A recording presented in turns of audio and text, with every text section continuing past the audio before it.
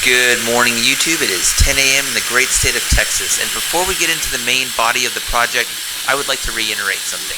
I am an amateur woodworker. I don't know what I'm doing, and when you don't know what you're doing, you can sometimes potentially significantly injure yourself, like nearly drilling into your leg with a drill bit. And that's exactly what we did there, and that is going to be kind of the momentum of the rest of this project. And I just wanted to reiterate that before we get into this. Boom, there it is in slow motion. Don't use cheap tools, don't use cheap drill bits, and attempt to use some semblance of safety. At least I was wearing my face shield when I did this. However, I did not have pads on when I drilled into my leg. But I am an amateur.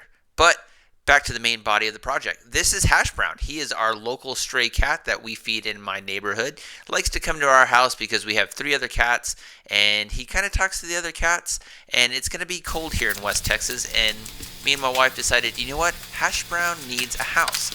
So Hash Brown is what we've named this stray cat that's been hanging out for the past couple of months. We've been feeding him since early spring of this year, and it's starting to cool down here in the state of Texas, so I decided, hey, let's build a cat house slash dog house slash it's just a house for Hash Brown essentially, because the West Texas winds and the dust and the dirt and the rain and the snow that's coming, we don't want that little guy to be, out and about and just be cold. So we're going to build him a nice place to live, or at least that's what I'm going to do. So the title of this video is obviously how to build a cat house. So I'd like to go back to the beginning of the video and tell you I don't know what I'm doing. I've never built one of these before, and clearly I'm not using the best material. I'm using placker board, cheap sheets of this that I picked up from Lowe's for like $10 because actual real good building material is super duper expensive. And for something that I'm going to build for my stray cat that lives outside, he deserves the best, and I'm going to attempt to make him the best house that I possibly can. But cost is definitely a factor here. So picking up these boards, they were literally like $10 a sheet. So I decided, you know what, we can take some rather cheap materials and attempt to make something pretty good out of them. So that's all we're doing here, just cutting everything down. I've never worked with this material before, and as you saw earlier in the video, if it hits the ground the wrong way, it just chips out because it's just plackboard and it just gets everywhere. It's not the best material. So here I am trying to build essentially a box, and that's all this really is. So if you're trying to build this at home, essentially all you're doing is building a large cube. So obviously, the house is going to fit just one cat, but I imagine when you build a house for a stray cat, more than likely he's going to move his whole family in there, and me and my wife are going to find kittens one day. So we built it pretty big for what we needed it for. So here I am taking glue, nails, screws, and just trying to keep everything upright because I do not, again, have the proper tools to assemble this in a professional manner. So I just like to reiterate that I am an amateur and I don't know what I'm doing. So here we are, almost got the entire cube built here, and I'm just adding more glue to the sides here. And yes, wood glue is not the greatest thing. It's not going to seal it, but we'll get to the part at the end of the video where we kind of seal the sides there just a little bit. But you can comically watch me attempt to put in nails here, and I'm just like, we'll maybe turn it on its side and get a little bit better angle. So the box is coming together pretty well. Not a whole lot of issues other than everything is kind of sort of not the same dimension, which is just obvious, even though I tried to cut everything down the way I wanted to. But now we're going to put the bottom, or essentially the floor, onto our box here, and it sticks pretty good, but obviously the side edges there are not exact dimensions.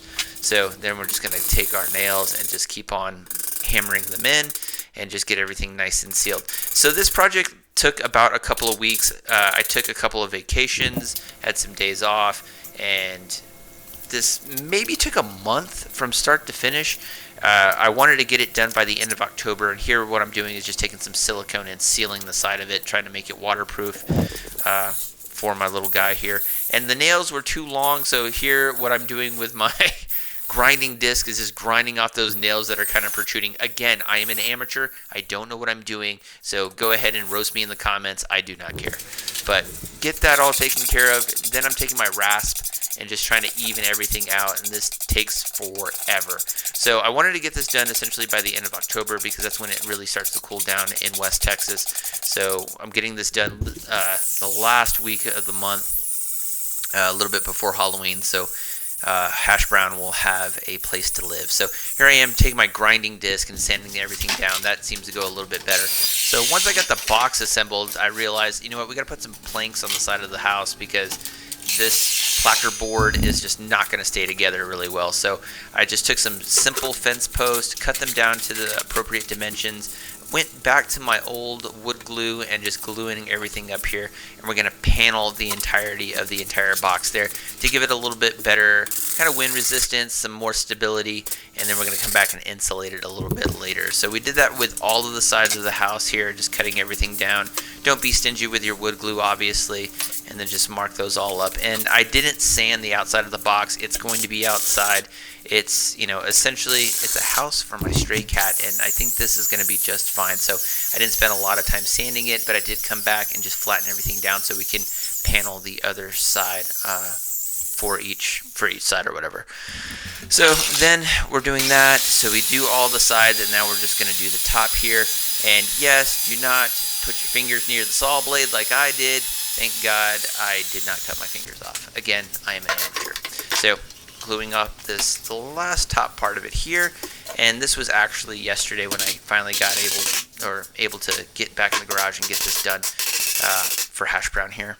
So just doing that, and you can see the boards, they were really close a couple of weeks ago, but once they dried out, they really shrunk a lot, so there's a lot of space between. So obviously you can tell this took a couple of weeks, and here I am doing a bad job hammering nails because, again, I'm an amateur and don't know what I'm doing. So once we did this part, this is the last portion here, and then we'll start working on the lid, but you can definitely see the gaps in between, and that's just the wood drying because I buy my wood from Lowe's and it's not the greatest quality.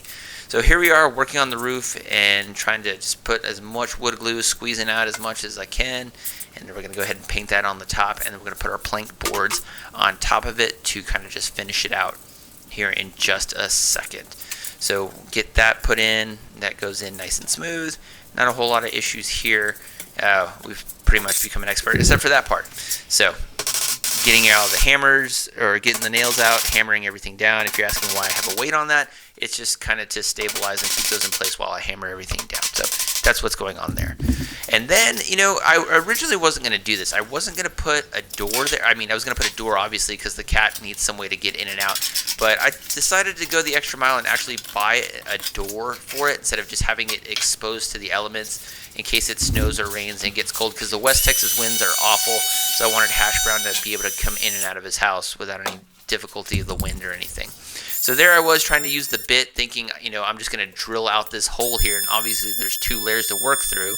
And I'm thinking, you know what, I'll just use my round bit and just go ahead and just gouge that out. But it's not deep enough, and I'll find that out here in a second. So I'm like, okay, I got that first layer taken care of, but it was that second layer that really got me. So I don't have a jigsaw because I burnt it out, and here's my dumbass trying to use this sawzall to cut through, and obviously that didn't work. So then I had this great idea to just take a drill bit, put it on my drill, and just drill out a hole. And eventually this worked. However, that drill bit came with a Black & Decker Walmart drill, and man, am I about to find out how cheap those materials are. And here's a good picture of my back. So obviously the camera work doesn't work as well either. So here's my dumbass trying to drill out a carving corner, and then it just doesn't go well. And then I'm like, I literally shit myself because I was like, oh my God, I thought I drilled literally into my leg. Thank God I just tore my pants. There was no bruise. There was no puncture wound. So thank God. Again, I am an amateur, don't know what I'm doing. And I thought that was just really, I was really fortunate that I did not get injured more than I did. Don't use cheap drill bits is the lesson there. But got the door in, it went in real nice and smooth, and then we're just going to caulk the side of it with some silicone to seal it so that the wind and the rain and the snow eventually doesn't get in there. So that's what we're doing there. So the door fits snug as a bug, so that went really well. And then I was like, okay, it's going to get cold. We need to kind of insulate it. So I took some insulation foam, and I got these panels from Lowe's, and I really didn't know what to do. So I just kind of just put that in there, and then I just essentially did that with all of the sides. I put the spray foam in there and the insulation, and then just clamped it, and then I went back, took some nails, and then just nailed everything in there, and just had that's basically the installation. So I'm like, okay, at least it'll be nice and warm for him. when he's in there. And we plan on putting, there's a thermal blanket and everything that we bought that you guys aren't seeing. I sealed the sides of it, and then I'm just going to take some Flex Seal and just waterproof the sides of it. We put the insulation foam all over, and then we just sealed it like that. So essentially done at this point. But we're going to put an insulation blanket in there. There's going to be a lamp in there. And that part you didn't see. This is just essentially how to build the house portion. And I just decided to take the Flex Seal and put it on the wood. And I'm like, all right, cool. We're basically almost done with the project. And then we got some hinges so that we can open and close it when we need to change out the blanket and wash the blanket. And we feed Hash Brown every night. And there's a bowl of water out there with him, so it'll be outside. The bowl of food and water will be outside, and we could probably move that indoors if we need to here. And I'm just putting the hinges on so we can lift the top of the box to gain access to it. And then here's the handle and that last screw, and then we'll be almost done with this project. But this is the end result here. Hash Brown's nice little house. Our stray cat will have a place to live during the winter because we don't want him to be cold. But anyway, I'm an amateur. This is just one design. It's essentially just the box with a handle and a cat door. But this is what it looks like on the inside. Again, we're going to put a thermal blanket in there so that he'll have a nice warm environment to kind of live in during the winter. And our door works. He can get in and out. The door goes both ways. And that is essentially it. So my leg is good. Hopefully Hash Brown enjoys the house as much as I enjoyed making it. So see you guys in the next one. Peace.